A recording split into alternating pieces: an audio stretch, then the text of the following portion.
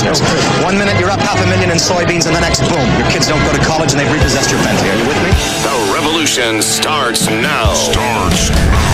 We have to pass the bill so that you can find out what is in it. Turn those machines back on! And we have to start by building a wall, a big, beautiful, powerful wall. Show me the money! You are fake news. Oh, good for you. And how was it? I don't know when they decided that they wanted to make a virtue out of selfishness. If we lose freedom here, there's no place to escape to. This is the last stand on Earth. Because with that, you know what it is? You know what this is, Todd? Yep, that is the Revolution on Lick Effect Radio. And yes, we are better than the Scott and Steve show. I don't know it's about very that. overly hyped. Just saying. And we are streaming live at livestream.com/Lick Effect or lickeffectradio.org/studio. You like how I could do that? Kaboom. Something like that? Yep. Yeah, we're a lot better than that Scott and Steve show. We have a better opener. I'm going to give you that, indeed. And you know the funny thing is, I created their opener. I'll go there. I had to throw a little love out there, you know. Yep. Not loading. It might be actually another appearance of a show of two faculty members coming in the future. So put that out there. But with this, so Todd, how are you feeling about now the Cleveland Browns? Okay, so I'm kind of feeling better in a way, but not really, because at the end, it's a Cleveland Browns. Valid. I'll give you that. But I do like all the moves in the offseason, though, but time will tell, basically. Time will tell if the trades and these signings actually will work out. Pretty much. But I give props on that, necessarily. If you go out, you get sort of that, which Taylor, he doesn't have a horrible track record looking at his, sort of career in that. More, touchdowns and interception ratio overall for the 3 seasons he actually played. Then if you overly combined it,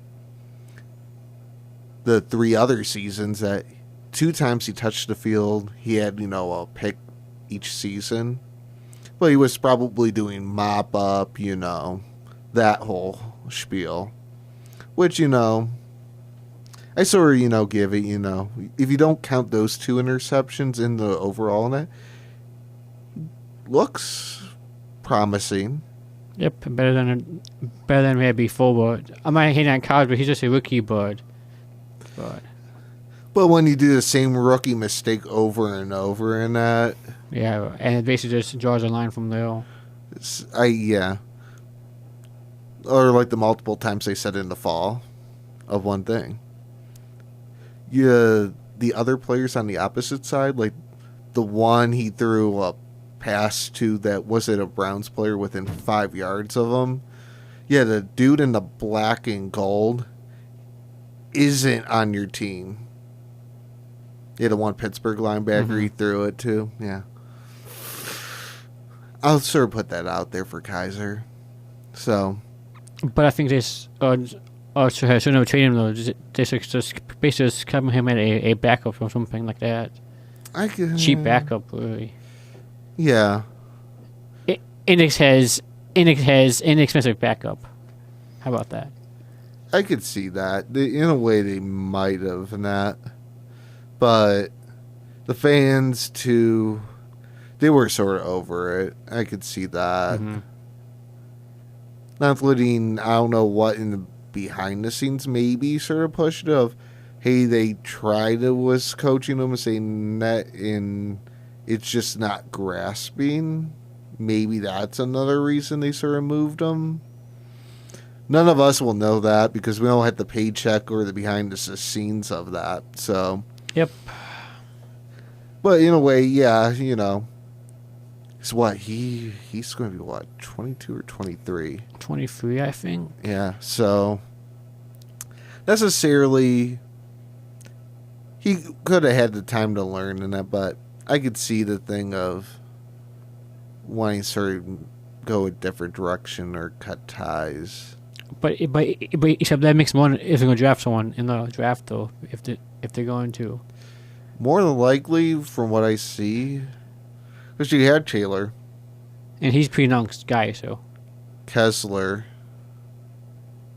Hogan's either restricted or free agent. More than likely, if they don't do anything with Hogan, more than likely they're going to draft someone.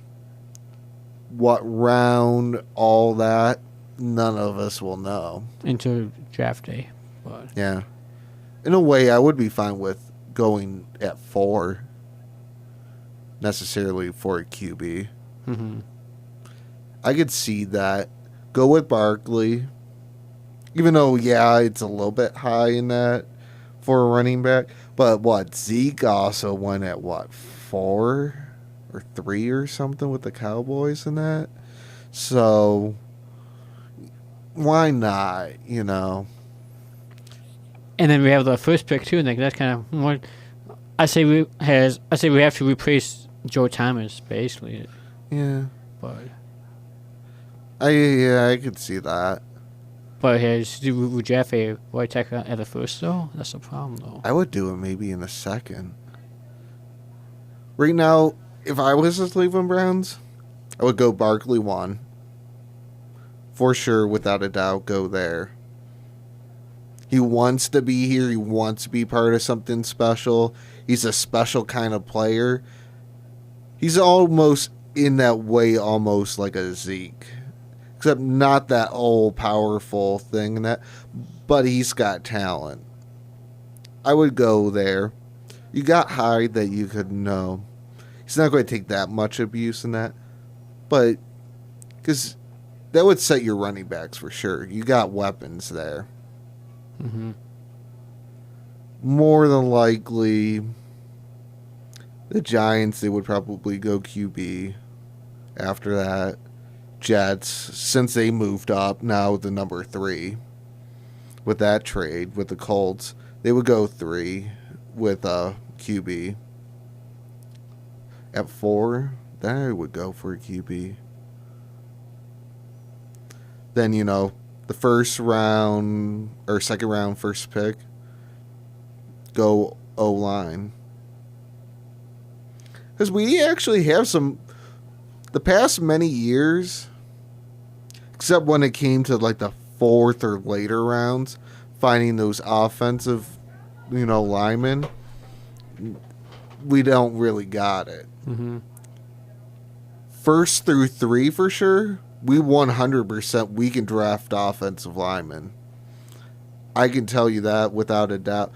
Schwartz, he was taken in the 2nd round. He struggled his rookie year. Yeah. But almost a good chunk of Thomas wasn't... He was better, but he struggled too. So, regardless of that, it'll be a learning curve there. Yep. So, I would go with 2nd round, first pick, O-line. Then go from there of possible wide receiver, possibly throwing Dan under the bus, you know. So, yeah. Don't worry, I already made a spot for this because I seen this in the mailbox yesterday. Thank you. No problem. Didn't mean to interrupt your show, guys. No, you're good. We're fine. Not a problem. So, yeah, that's what I would do. Mm-hmm. What, do you think it's good or... Okay, so we do need to draft. Obviously, we need to draft other people, quarterback, because Yeah. I don't know. Just what if it get injured and then we have to. I don't do this like stuff with free agent, but we have to. So I basically need to somewhere probably. Yeah. So it's like valid. I give that. But the one odd, I'll sort of throw it out there too. With Coleman, then Drango, I think. Yeah. Those guys that they drafted, you know, this would be, I think, their 3rd year. they struggled being thrown into, it this past year. Thomas Skeen hurt needing to step up, even though Durango was actually behind Bantonio as a guard. They threw him over at left tackle or after Thomas got hurt. Then you have Coleman at right. They struggled, but they owned it. They improved. They got better. I would be fine with Coleman running at right tackle right now, or left, or Durango, or both of them competing against one another. I think. Are they going to be a Joe Thomas next year? No, but No. They might start going in that direction 3 years from now. It's a possibility. If not, maybe sooner.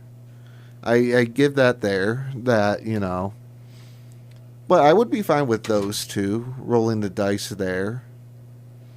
Because I think they, Because I'm trying to think. Was Coleman... was he? Durango, Coleman. I forgot what picks those guys were off the top of my head. Spencer.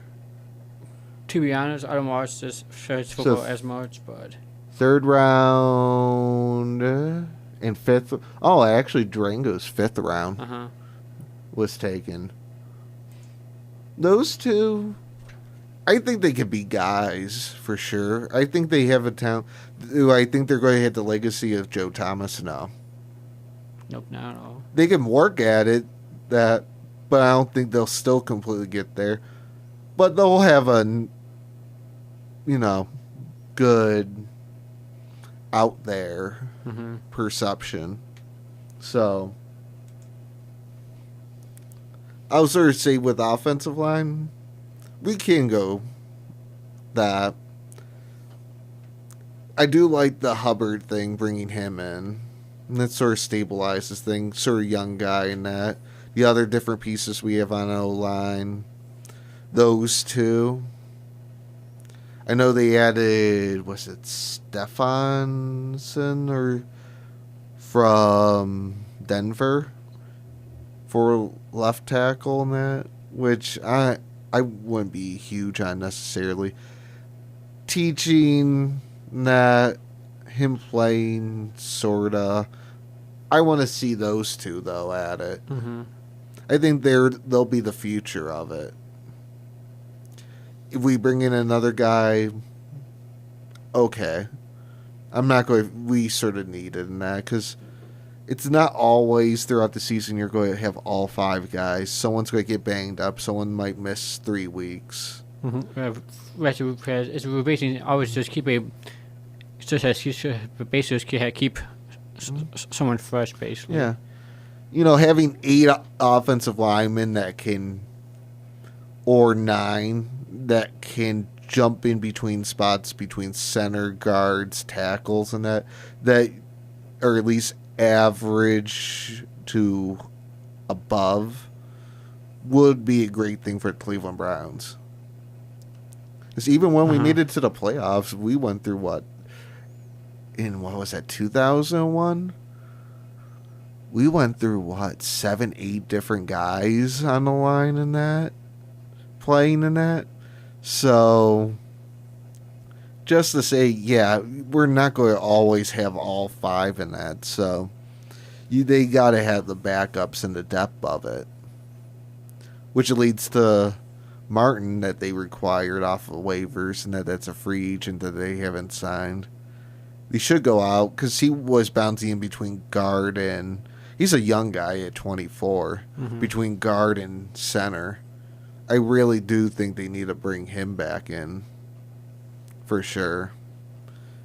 That's one piece they need to bring in.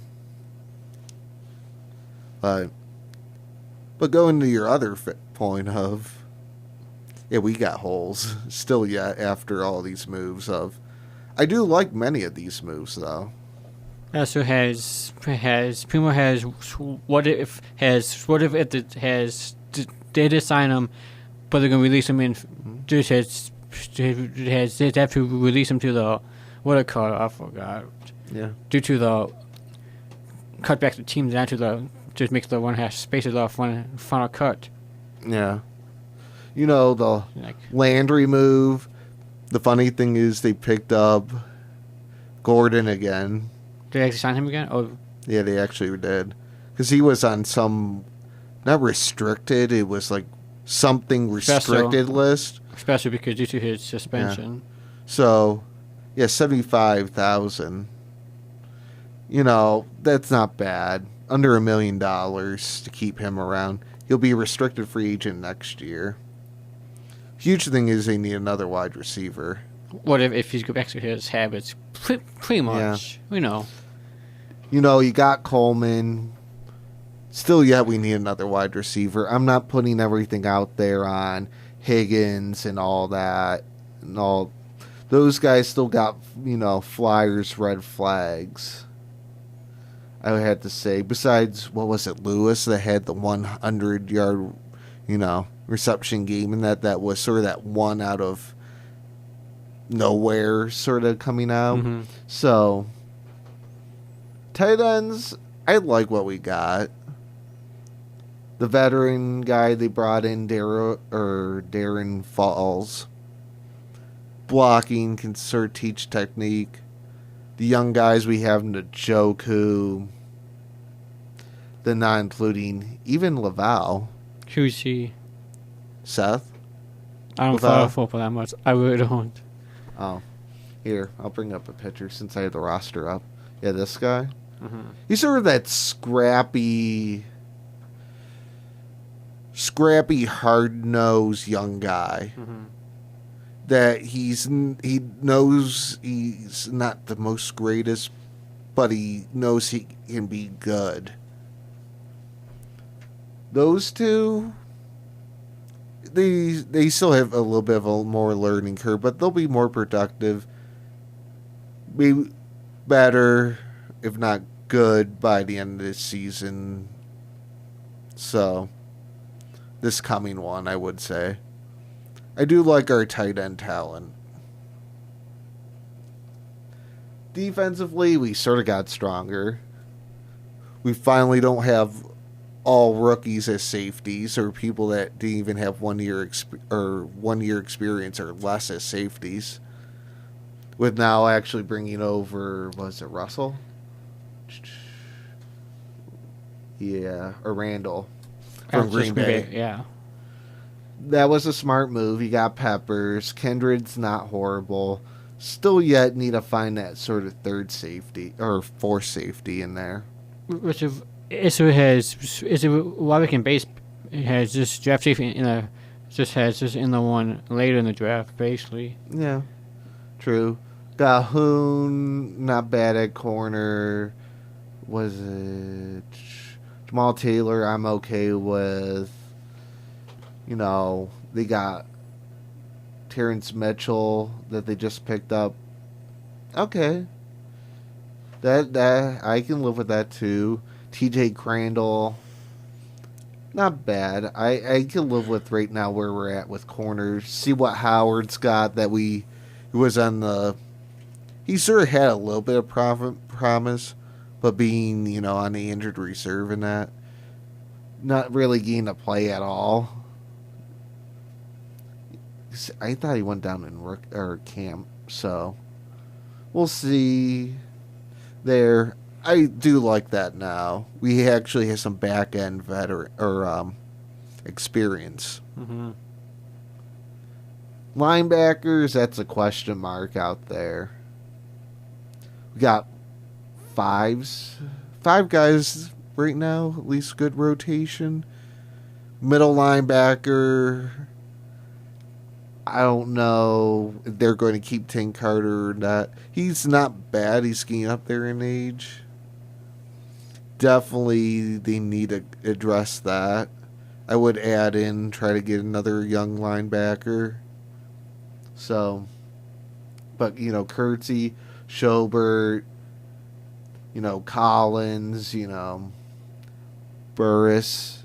Those guys, I could live with that. Alexander, he's got some learning to do.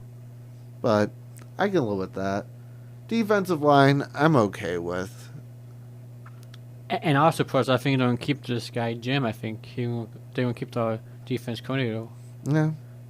I just hope he adjusts around his whole thing of not having the safeties 20 yards off the ball or 25. I'm surprised because usually, they didn't. If you're in prevent, makes sense. You keep them sort of deep, but the whole 25 yards being that no. But maybe it'll work out. Maybe, they have Peppers back doing that. Him now knowing more, he's got the veterans that'll help him to develop himself. It can work. Because Taylor can't keep... McCourty. But, yeah, he's gone. Yeah, those two were the only two guys. They can go and keep everyone that was in the secondary underneath their wings, so because they had a bunch of young guys. And Paz, plus we have, and I think we have one of the top offense coordinator. Todd has Todd Haley. He's pretty top notch guy. I do like that move too. He's pretty top notch. It'll be interesting to see what happens. Hopefully, we win at least one game. So, I know on the Scott and Steve show, at some point in time, it's actually going to be a bet completely coming down of that. Scott has so far, he's for sure going with Browns are winning 5.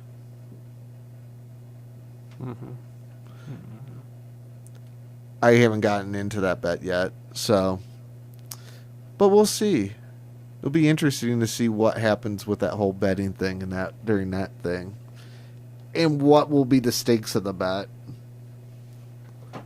So. I was wrong last season, so. Yeah.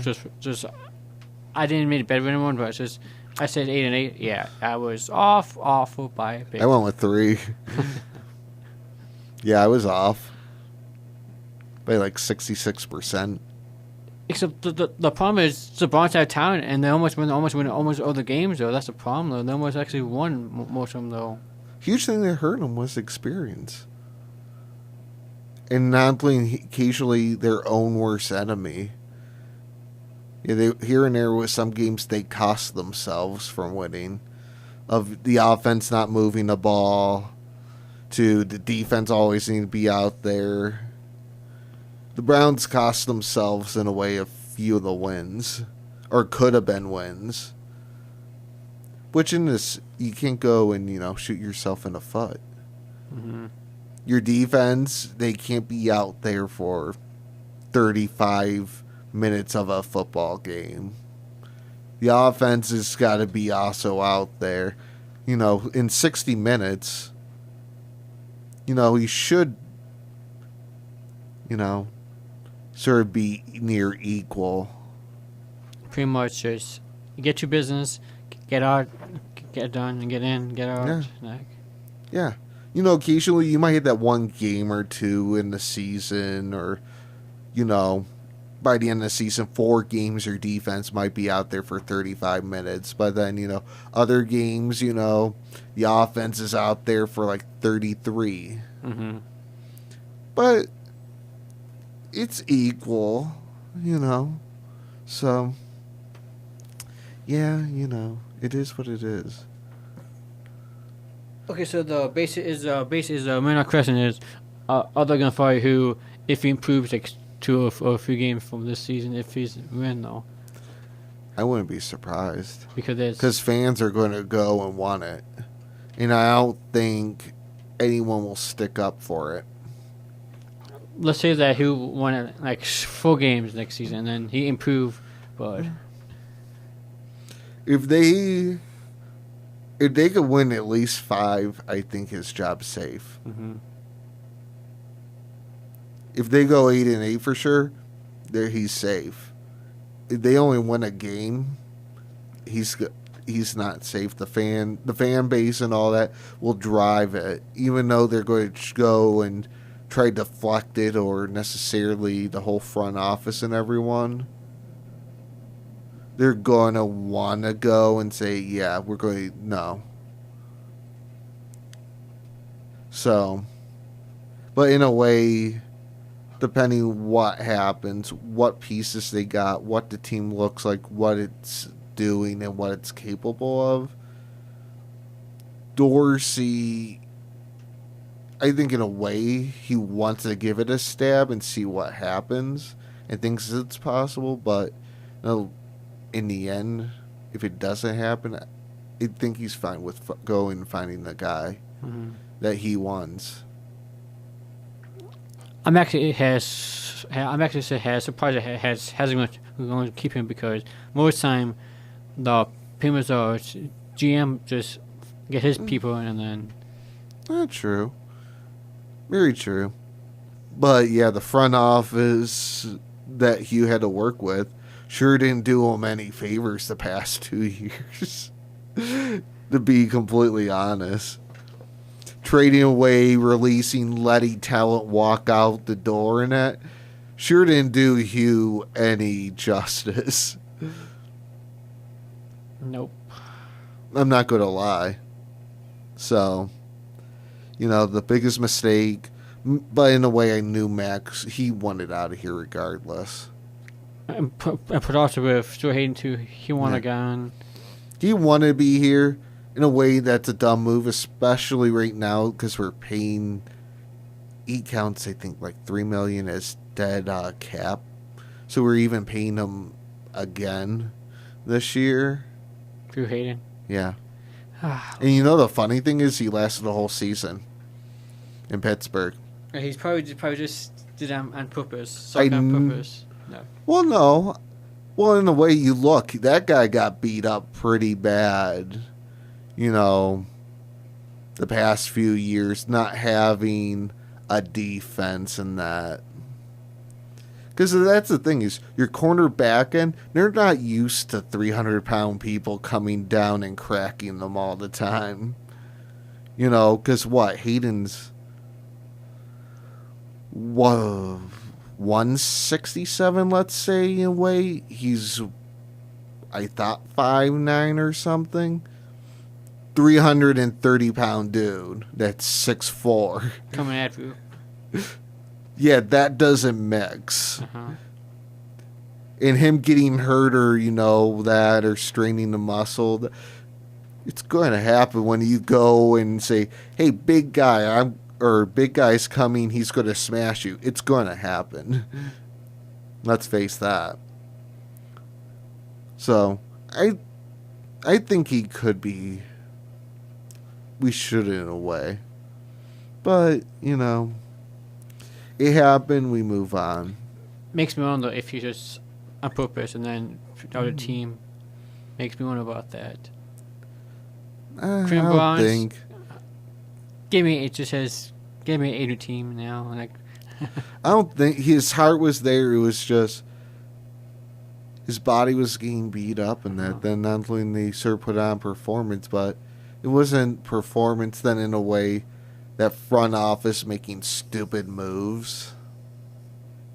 Sashi, not to name anyone. So, yeah. I think in a way Sashi just was trying to put the blame someplace. But it's whatever. It's done and all that. Time will tell for the next season. But yeah, Mac, you sort of knew he wanted to go out to winner. Schwartz, I think, wanted to stay, but we were just too lazy necessarily in offering a contract. The biggest mistake, Davis, in trading him away for Poyer, Calvin Poyer, and that former first-round safety and that we had was it this year and we released him? Yeah, that dude, that was a joke. That was a very, very dumb trade. Because that guy was actually really good as a middle linebacker. So, you run down the list. It was many dumb moves Adds done. up over time. over the past many years of letting talent. In a way, the past 2 years of the Cleveland Browns, what's happened was the front office didn't leave a coach really much to work. He had to, in a way, he's putting lipstick on a pig. Pretty much, Hugh. His first year here, last year in a way, Hugh was just sitting there doing the best what he can, getting as much as he can, and putting lipstick on a pig. And he has, and actually he was basically was our offense coordinator too for the past 2 seasons. Like, in a way, there's like a lot of combine and then a lot of stress probably was on his mind. Yeah, with all that, the different personalities, the issues in the media, then being I don't think that was a Brace move being the offense coordinator. Do I fault him? Not really. In a little bit of a way, yeah. But, you know, it is what it is. Not including to front office that really do much for him. Except strip some stuff away from him that could have been a huge asset. So we basically have to do 2 jobs at one time, and then this job, that job, and then... Oh, by the way, hey, you had this, like, really, or, you know, good to be, you know, really great player at right tackle. Oh, by the way, we're not re-signing him, so yeah, find someone new. That's really awkward. Just this, that is like... Yeah. Yeah. You know, oh, by the way, yeah, you had this, you know, Pro Bowl, whatever, corner in that. Oh, by the way, oh, yeah, he's coming back and he actually sort of looks good in that. Oh, by the way, we're releasing him. That was horrible logic. They should at least traded him some. Oh, yeah, they should have traded him. They should have tried to get at least something out of it. It has, if he wanted out, fine, but at least... I think he wanted to redeem after the injuries and all that. Get something. If he would have stayed here in Cleveland, I guarantee he would have had a productive year. Would I say Pro Bowl year? Probably not.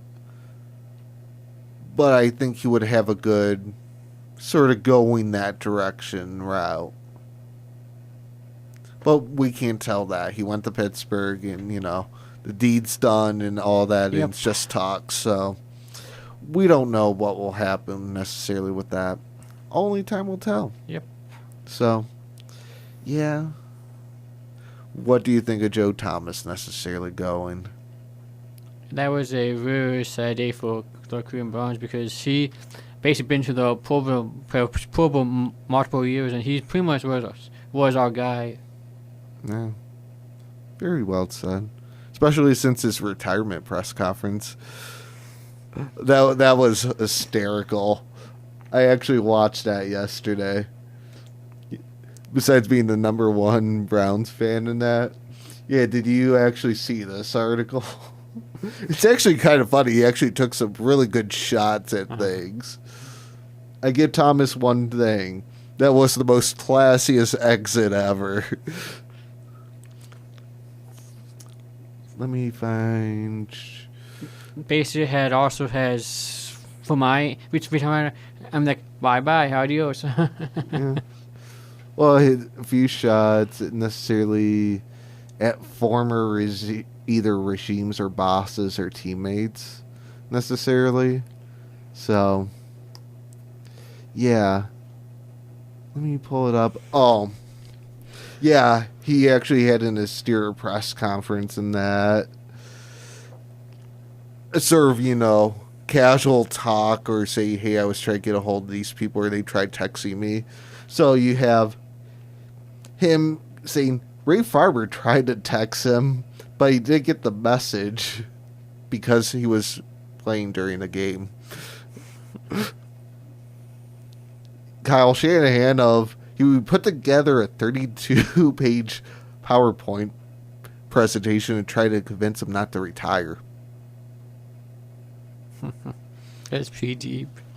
Because Kyle Shanahan put together a 32-page PowerPoint to say why he should be released from his contract as an offensive coordinator. Ray Farmer for getting nailed, suspended for texting players. I love these shots he took at that. Yeah, another one, he wanted to talk to Eric Mangini, but he would have to ride a bus to Connecticut. Because when Mangini took over, he had all the rookies bust out to his camp out in Connecticut.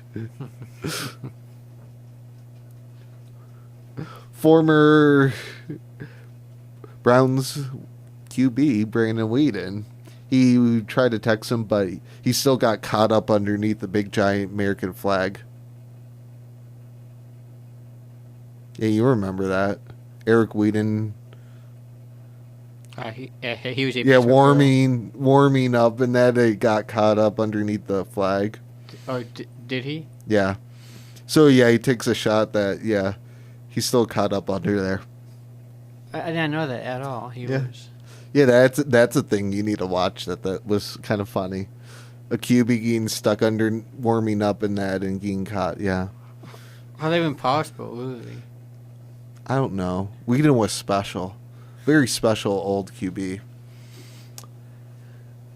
Former VP of the Cleveland Browns. He tried to send him info, but he didn't submit it in time. A little too soon there. Then you have Johnny Manziel. He tried to call him from the club, but the money phone didn't get good service. Those were some very classy remarks. I wish when I retire I could do the same exact thing. That. Yeah, that's something you didn't know about the retirement press conference of Joe Thomas. Nope, I don't pay attention. I really don't pay attention to that stuff. Yeah. So, yeah. Were those worth the wait? Some really good remarks. Mm-hmm. I give him props. He should at least play one more season, but I get it. You know, him saying his body can't take it, whatever, and that. In a way, you wish instead of the snap streak, here and there he sat a game or two out instead of, going through it. Mm-hmm. But he didn't want, it's sort of that thing of, as a fan now, you sort of wish, forget the snap streak, whatever. You need to sit a game or two out because of knee, whatever, back issues. Do it.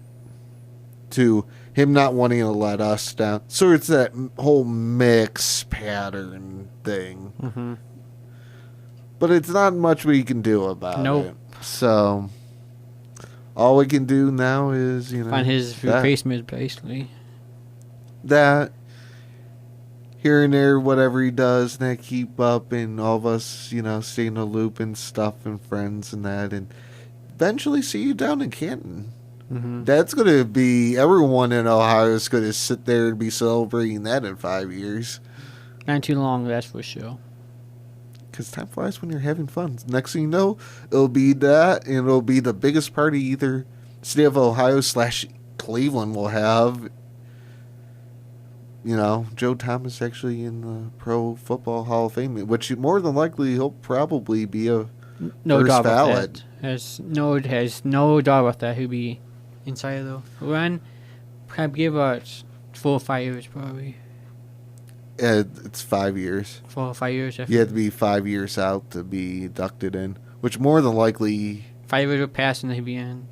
10 out of 11 seasons Pro Bowl. Plus over 10,363 snaps. That he's without going to be a first valid Hall of Famer voted in.